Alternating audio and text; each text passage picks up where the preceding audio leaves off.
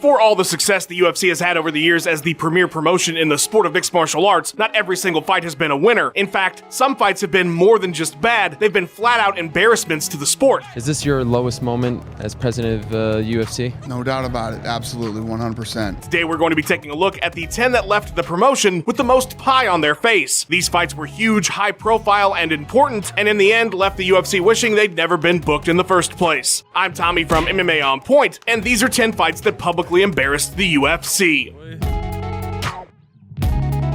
Number 10. Pat MILETICH versus ANDRÉ PEDERNEIRAS.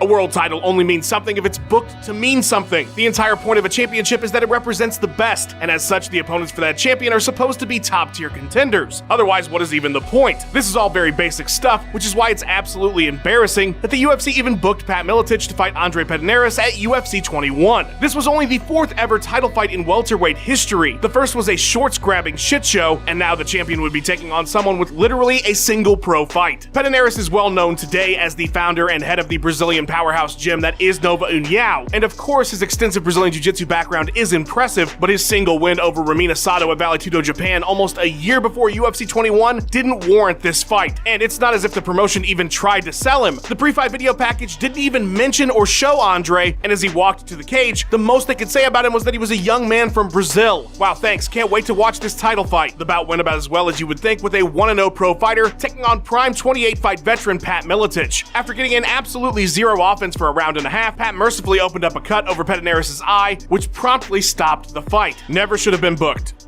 Number 9. HOLM versus GERMAINE de RANDAMIE.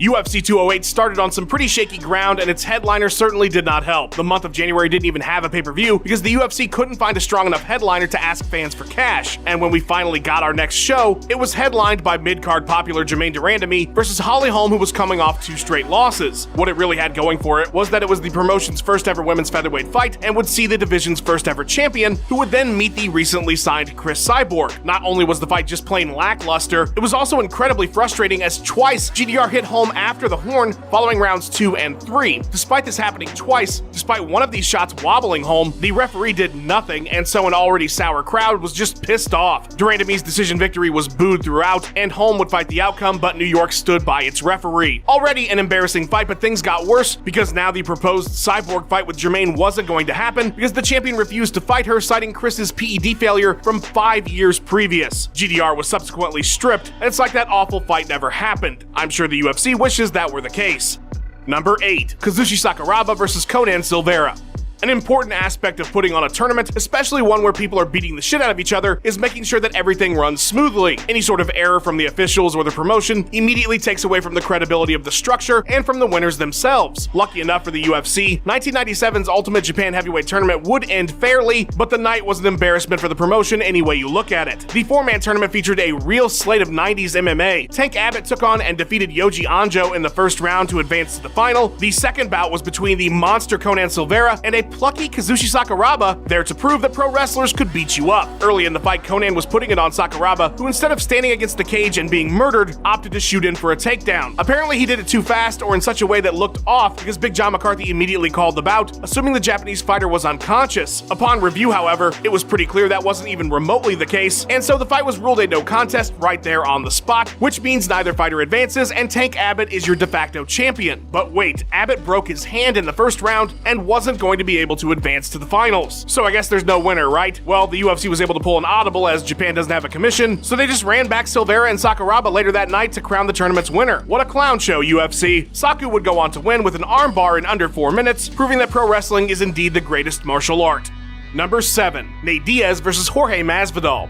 2019 was turning out to be a fairy tale year for Jorge Masvidal, and the momentum he built going into UFC 244 was going to be a huge win for the UFC. The fight, Nate Diaz. The premise, a new one-off title to crown the baddest motherfucker in the promotion. It was perfect. 2 fan-favorite fighters that couldn't have been hotter. The Rock would be there to place the belt on the winner. Roberto Duran showed up in support of Masvidal. The fucking President of the United States was in attendance at Madison Square Garden, the mecca of combat sports. This was one of the most hyped up fights since Conor came to town. But a cut Nate suffered 3 weeks before the fight was reopened by Masvidal in the first round, and following the third, after a pretty thorough beating, the New York State doctor had seen enough, and the fight was called. The boos and the bullshit chants started immediately. After all, this was to crown the baddest motherfucker, not the safest one. To the fans at the time, the cut didn't seem much worse than any other we'd seen plenty of fights in Vegas allow. Sure, the trajectory of the fight was a MASVIDAL win, but it left everything with so little closure. It was a massive fail on an enormous stage, and there was really nothing anybody could do about it. Even The Rock, who can do no wrong, had a look on his face before giving Jorge the belt that said, yeah, this sucks. In what I can only assume was self-deprecation, the producers cut to a shot of the fans leaving the arena in droves before the post-fight interviews were even finished. Ouch. Number 6. SHERK versus HERMES Franca. The UFC's lightweight title was a complete disaster prior to it gaining legitimacy at the hands of BJ Penn in 2008. The first ever champion Jens Pulver was stripped in 2002 because of a contract dispute. Then they tried to award the vacant title to the winner of BJ Penn and Cal Uno at UFC 41, but the bout went to a draw and the title remained dormant until 2006, 3 whole years later, when it was finally picked back up by SHERK, which leads us to our next embarrassing fight. Lead the way. The Muscle Shark's first defense was against HERMES Franca at UFC 73. Mind you, this is Zuffa just 2 years into the tough boom. Business is good, they're expanding, they're trying to make a mainstream appeal, they want to make the lightweight division a big thing. The fight itself was not notably bad or good. A few big knees by Franca, but it was mostly dominant wrestling from start to finish by SHERK. The embarrassment came after the fight when both champion and challenger popped for steroids. That's right, everybody was cheating. SHERK appealed the drug fail but lost and was stripped of his title. It was a nice black eye to the UFC, who was trying to make the sport a more legitimate product in the eyes of the public, raised concerns about steroids in the sport, and yet again delegitimized the lightweight title, which had already had a pretty rough run. That's impressively embarrassing. Number 5. Tito Ortiz versus Ken Shamrock 2. While certainly not the most competitive, the rivalry between Tito Ortiz and Ken Shamrock was incredibly important to the growth of the UFC. Their first fight at UFC 40 for the light heavyweight title was seen as a turning point for Zuffa and would carry them through to the Ultimate Fighter, despite the fact that they were hemorrhaging money trying to keep the promotion afloat. The second fight between Ortiz and Shamrock was given an entire season of the Ultimate Fighter to help build up, and it paid off. Ortiz had gained serious momentum again after losing to Chuck and Randy back-to-back, and Ken was a legend. He was literally in the Hall of Fame before the second fight even happened. Season 3 of Tough, which saw the two as coaches, was a huge hit, and UFC 61, of which they were the co-main event since it wasn't a title fight, set a new buy rate record for the UFC at the time of 775,000, and that was built on the rivalry between Ken and Tito. This fight was a big deal, and unfortunately for the UFC, it would end up a major disappointment for everyone. Tito got Ken to the ground almost immediately and started on his signature ground and pound. A few stiff elbows into the barrage though, Herb Dean jumped in and called the fight. It was just a bit premature, maybe more than just a bit. Ken seemed completely fine, and by fine I mean furious and trying to fight everyone before he was basically pulled to the back by his team. Ortiz's momentum was also slowed a bit because of the botched finish. It was not how the UFC's biggest ever night was supposed to go. Fans chanted bullshit and booed Tito, who said he would gladly run it back, and they did only a few months later, this time on free TV as a sorry we fucked up the first time. The fight had the exact same outcome, except John McCarthy let the beating go on long enough to satisfy the crowd. Number 4. Anderson Silva versus DEMIAN MAIA.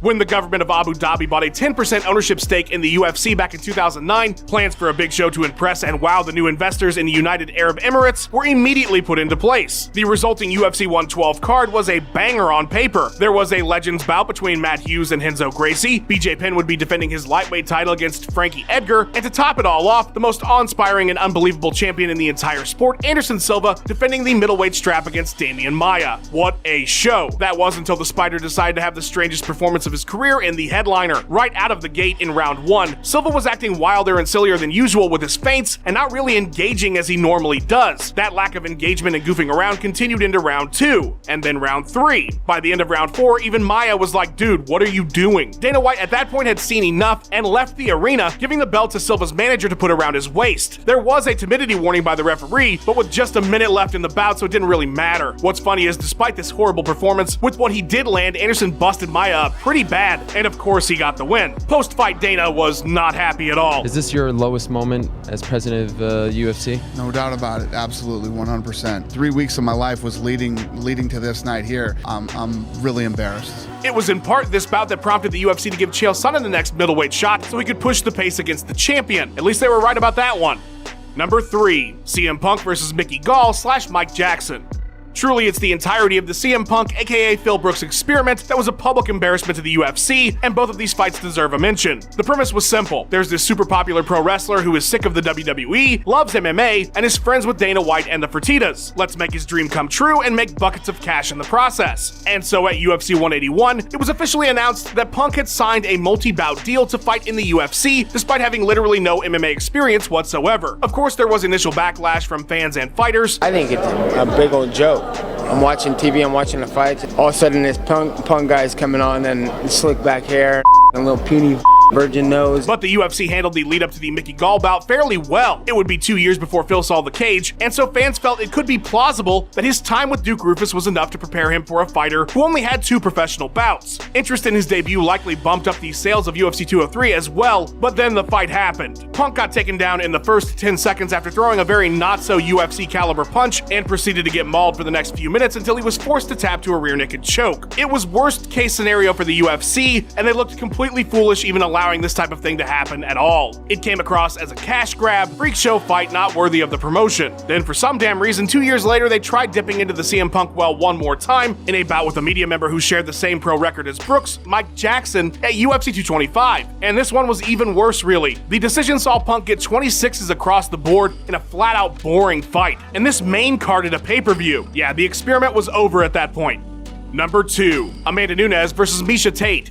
Now, it wasn't anything either of these competitors did themselves, more so the circumstances surrounding their main event status. UFC 100 was such a crowning achievement for Zuffa. It was truly unlike anything we'd ever seen up to that point, and just gave the company a momentum that felt unstoppable. So, in 2016, when the UFC's bicentennial pay-per-view was nearing, fans just knew they were going to try to replicate that magic and give us something on a scale hitherto unimaginable. Yeah, they didn't. They sure tried, though. Originally to be headlined by Conor McGregor in the most anticipated rematch of all time against Nate Diaz, the fight got scrapped after Conor no-showed a presser for the event. That's okay, we got stacks on stacks. How about the rematch and unification bout between 2 all-time greats and bitter rivals, Jon Jones and Daniel Cormier? Oh, and guess who's back? Brock fucking Lesnar. He's gonna be fighting everyone's favorite KO artist, Mark Hunt. The prelims are stacked, there's 3 title fights. Oh, what a night. Not so fast. 2 days before the show, the main event gets scrapped when Jon Jones fails a pre-fight drug test. Cormier hears Anderson Silva, I guess. Your new main event is MIESHA Tate versus Amanda Nunes prior to her achieving any kind of GOAT status. The expectations on this thing were just too high, and it all blew up in the UFC's face. No fight of the night was awarded, all the FS1 prelims went to a decision, the crowd booed throughout the entire card essentially, Lesnar had his safest and most boring fight to date, and the culmination of the night was a huge whimper for a lot of fans when Nunes destroyed Tate because they simply didn't care. Just to add a bit more pie to the UFC's face, Lesnar's pre- and post-fight drug fails made it seem as if their waiving of his mandatory 4 months in the USADA testing pool was shady business. The pay-per-view sold over 1 million buys, but I'm sure it's one the UFC would rather forget.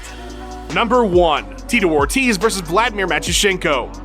Dana White has consistently said over the years that UFC 33 is the worst card the promotion has ever had, but it was meant to be one of their crowning achievements. It was even called Victory in Vegas. Boasting 3 title fights because that's what you do when you have a big card, this was the first ever UFC show in Las Vegas because MMA was finally sanctioned in Nevada. This was to be the biggest win of the newly minted Zuffa era, a sign of things to come. Unfortunately, the main card was all decisions, and all of them lackluster. Truly an abysmal card. Do not watch it, I promise there's nothing you're missing. After the co-main event between Jens Pulver and Dennis Hallman shit the bed, it was time for the main event, which, as Dana has pointed out many times, can make or break a card. If Tito Ortiz versus Vladimir Matyushenko could deliver, then the night might be saved. The night was not saved. For 25 minutes, the janitor essentially held on to Ortiz for dear life, with the champion winning the wrestling match but getting in very little offense at all. The embarrassment of this being the first Vegas card headliner alone should put this entry on our list, but I haven't told you the best part yet. Because the show ran so long with all the decisions, many of the pay-per-view providers cut out in the middle of the main event. So if you bought this abomination at home and somehow made it to the main event, you didn't even get to finish it. Although truthfully, they were doing you a favor. The botching of the timing by the UFC and the horrible fights on top of this event marking what was supposed to be a huge milestone moment for the promotion created the absolute perfect storm of public embarrassment. A big thank you to Ben Rosette, who provided that sweet tune you heard in the intro. Check out his music by clicking the link in the description and go give him a follow on his Instagram and Twitter page at Ben Rosette. Thanks for watching. Please give us a like and subscribe. We've got 3 new videos or more for you every single week. Let us know what you thought of the video in the comments below. Follow On Point MMA on Twitter, and have yourself a wonderful day.